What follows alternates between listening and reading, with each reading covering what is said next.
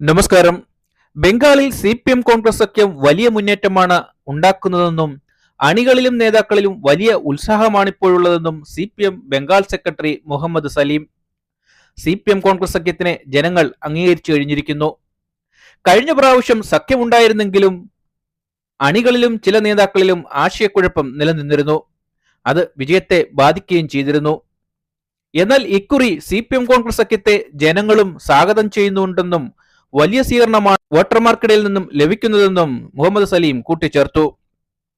തൃണമൂലും BJPയും തമ്മിലാണ് മത്സരമെന്നത് മാധ്യമങ്ങളുടെ സൃഷ്ടി മാത്രമാണെന്നും യാഥാർത്ഥ്യത്തിൽ BJPക്ക് കളം നഷ്ടപ്പെട്ടു കഴിഞ്ഞുവെന്നും തൃണമൂലിന്റെ മുഖം വികൃതമായി കഴിഞ്ഞുവെന്നും അദ്ദേഹം കൂട്ടിച്ചേർക്കുന്നു. ജനങ്ങളിപ്പോൾ BJPക്കും തൃണമൂലിനും എതിരാണ്. പാർട്ടിയിൽ നിന്നും അകന്നുപോയവർ തിരികെ പാർട്ടിയിലേക്ക് വന്നുകൊണ്ടിരിക്കുന്നുവെന്നും യുവജനങ്ങളും പുതിയ വോട്ടർമാരും സഖ്യത്തിലേക്കും CPMലേക്കും അടുത്തുകൊണ്ടിരിക്കുന്നുവെന്നും മുഹമ്മദ് സലീം കൂട്ടിച്ചേർക്കുന്നു.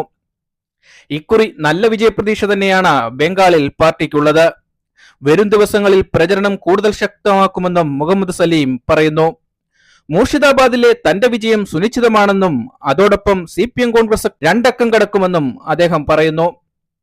ഗ്രാമങ്ങളിൽ നിന്നും ലഭിക്കുന്ന റിപ്പോർട്ട് പ്രകാരം പാർട്ടിയിൽ നിന്നും കൊഴിഞ്ഞുപോയവരൊക്കെ പാർട്ടിയിൽ തിരിച്ചെത്തുന്നുണ്ടെന്നുള്ളതാണ് കണക്കുകൾ ചൂണ്ടിക്കാണിക്കുന്നത്. കോൺഗ്രസിന്റെ അണികളും CPMന്റെ അണികളും ഒത്തുചേർന്ന് പ്രവർത്തിക്കുന്നത് രണ്ടു കൂട്ടർക്കും വേരോട്ടമുള്ള മണ്ഡലങ്ങളിൽ വലിയ ചലനങ്ങൾ സൃഷ്ടിക്കാൻ സാധിക്കുമെന്നും അദ്ദേഹം പറയുന്നു. ഇക്കുറി ജനങ്ങൾ തൃണമൂലിനെയും BJPയെയും തിരസ്കരിക്കുമെന്നും അതോടൊപ്പം തന്നെ ഇന്ത്യ സഖ്യത്തിനെ വിജയിപ്പിക്കുമെന്നും അദ്ദേഹം പറയുന്നു. വരും ദിവസങ്ങളിലെ പ്രചരണം കൂടെ കണക്കിലെടുത്തുകൊണ്ട് കൂടുതൽ സീറ്റുകൾ നേടുവാനാണ് കോൺഗ്രസ് CPM സഖ്യം ശ്രമിക്കുന്നത്. ഒരുപോലെയാണ് ഇപ്പോൾ കോൺഗ്രസിന്റെയും CPMന്റെയും നേതാക്കളും അണികളും പ്രവർത്തനത്തിൽ പങ്കാളികളാകുന്നത്.